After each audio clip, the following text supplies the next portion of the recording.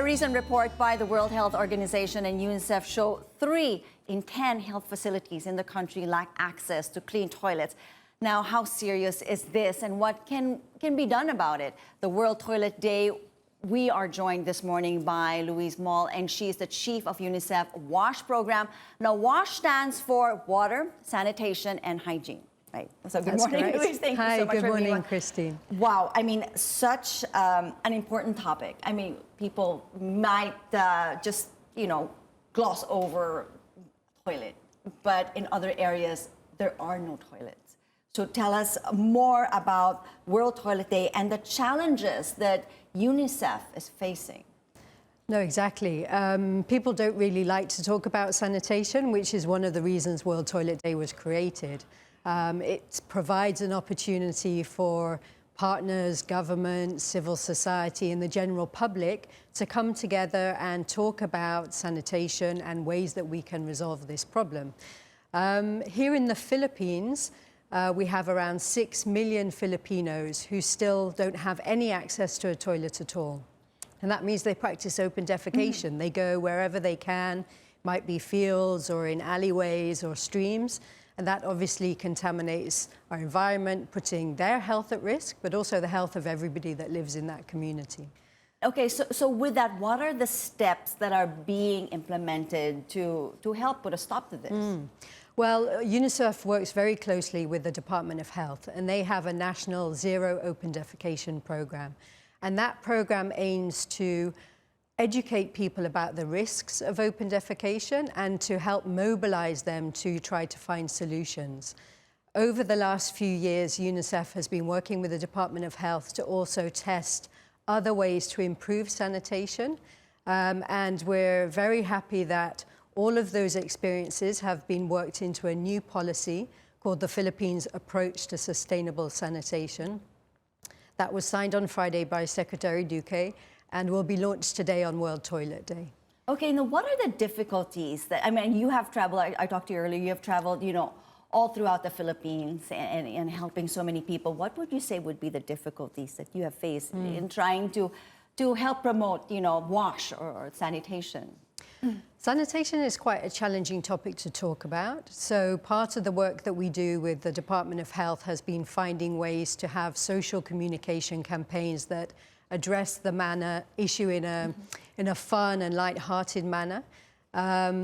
So in different areas, the problems might be because of custom and tradition that people don't use a toilet. In other areas, it may be because households simply don't have the space to build a toilet, or they don't own the land. Yeah, what would you do in areas like this, like we were showing them on screen right now, areas where you have just nowhere to put a toilet, and what do we do? Well, in condensed urban areas, it's especially challenging. And there, the local government units really need to work with the local population to come up with solutions. And although it's not ideal in those kind of scenarios, shared sanitation and public toilets might be the only option to ensure that everybody can stop open defecation and can have access to a clean toilet. Okay, not only that, so toilets are an issue. We need more toilets, granted, but also we need water. And we have encountered water shortages, I mean, just over the summer, and one just leads to the other. Yes, that's true. I don't know if you have heard about the Bill Gates campaign to try to reinvent the toilet, but we need businesses and industry and the private sector to come together with people to try to find innovative solutions to sanitation. So we rely at the moment on flush toilets, which is very water heavy. But we need options that can be used in waterless municipalities, in communities where there are water shortages. And if we look long-term at the potential impact of climate change, those water shortages could become more of a challenge in the future. So we need to look at these creative and innovative ideas for low-use water toilets and systems. That is right. And of course, the theme for World Toilet Day, well, this year, is it right? Leaving no one behind? That's exactly right. Yeah, leaving no one behind. And that's a core promise of the Sustainable Development Goals, that we won't leave anyone behind. If we look at the Philippines context, 0% of the richest people have to practice open defecation. But if we look at the poorest population, around 20% practice open defecation because they have no other choice. So it's really an issue of inequality. Oh. But we also see other people left behind. For example, there are marginalized groups or people in far-flung areas, people with disabilities who may have additional difficulties access sanitation. And we need to find ways to involve them in the conversation and find solutions that work for them. And speaking of involving people and finding ways to address all of these solutions, what are ways that we can help? I mean, any volunteers that you need that we can help, you know, be as one and solve this crisis, or at least help other people? I mean, creating public awareness is really key because a lot of people don't realize the sanitation conditions in their barangay or their municipality. If they have a toilet at home, they think everything is fine. But if their neighbors or other members of the community don't have a toilet, it puts them at risk as well. So the first thing is for people to talk to their municipal health office and their local authorities and find out what the real situation is there, and then see if they can push the local authorities to take action when it's needed. We also need those sanitation in public institutions. So children need to be able to access a toilet when they go to a daycare center, when they go to school, or as you mentioned, when patients go to a healthcare facility, they need access to a toilet. I mean, it's quite surprising you're going to a healthcare facility and there are no toilets. I know, it is quite shocking really, because you need a clean, healthy environment to treat patients.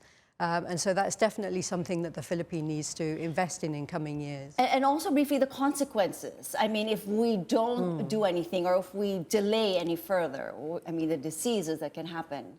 Yes, the lack of sanitation really helps to spread preventable diseases. So diseases like diarrhea, cholera, typhoid, even polio. And we also know that diarrheal disease, for example, has an impact on malnutrition. So 1 in 3 children in the Philippines are stunted, which means they're too short for their age. And part of the reason for that is because they have repeated diarrheal infections, they're not able to properly absorb the nutrients from the food they're eating, and so they're not growing to their full potential. So safe water, clean toilets, and proper hygiene practices can really help children address this stunting issue. And World Toilet Day is today, and you have a busy day? We do. We have an exciting event happening in Tondo. Okay. The Department of Health will be launching the Philippines approach to sustainable sanitation. And we'll also be announcing the winners of an online animation contest that we held for amateur animators to come up with sanitation promotional cartoons. So we're really looking forward to the results of that. Well, wonderful. Thank you so much for joining us this morning. That was UNICEF WASH Program Chief Louise Moll. Thank you very much.